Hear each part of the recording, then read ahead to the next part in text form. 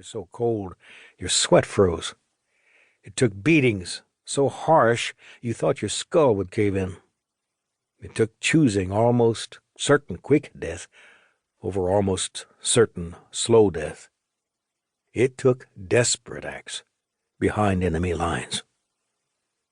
I had learned many things in the year and a half since I joined the Army.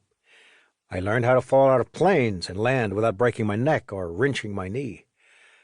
I learned how to blow up bridges and detect booby traps and mines. I learned how to navigate in the dark using stars and dead reckoning. I learned how to survive behind enemy lines where everyone wants you dead or worse. I learned how to kill and how not to look too deeply into the eyes of the man you shot for fear of seeing your reflection. I learned how to become a savage.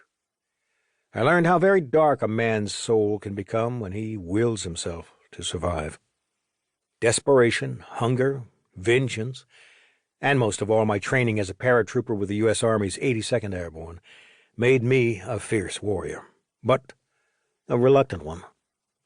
Under other circumstances, maybe, I could have been friends with some of the people I had to shoot. But I'd been in a place where I had no friends and where everyone I met carried my death sentence, no matter how kind their glance seemed. I tried putting all of that out of my mind as I walked. Today was not a day for deep reflection. Today was a day to celebrate. VE Day. The war in Europe was over. Chapter 1. Middle America. Clinton, Iowa.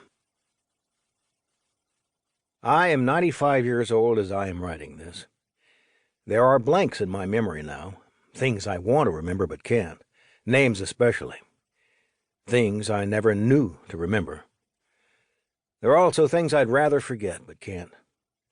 I will lay it all out here to the best of my ability, blanks and all. My childhood was nothing special for the Depression in Middle America. We were poor and a large family. I guess millions of Americans could say about the same thing. I was born and have lived in Clinton, Iowa my whole life. Most people, when they think of Iowa, imagine vast rows of corn and fields that go on forever, rising from thick clods of black dirt and aiming at an endless sky. That is Iowa, but we're also on the border of the Mississippi and have our share of hills and streams, forests and swamps.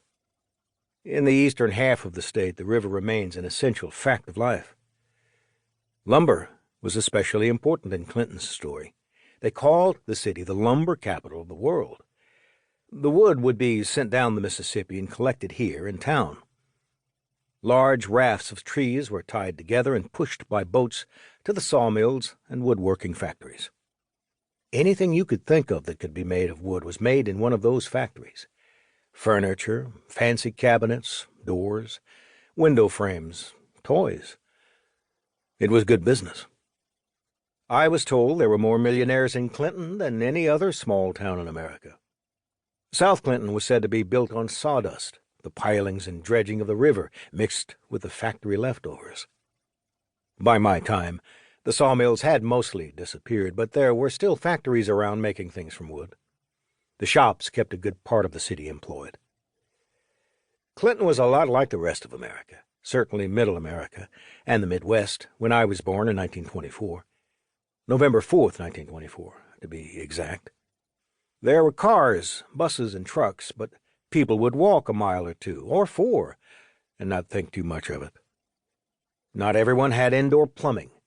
My parents were poor, admittedly, but they didn't get running water until after World War II. I can still remember emptying the chamber pot.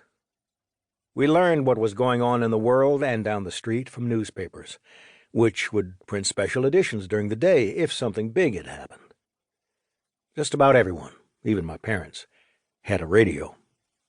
TV hadn't been invented, and forget about computers, the internet, or any of that. It would have seemed like Buck Rogers stuff, the science fiction hero from the future who first appeared in the comics in 1929, and movies a little after that. My family's roots were in Germany, the Hanover area. I'm not sure why my grandparents came.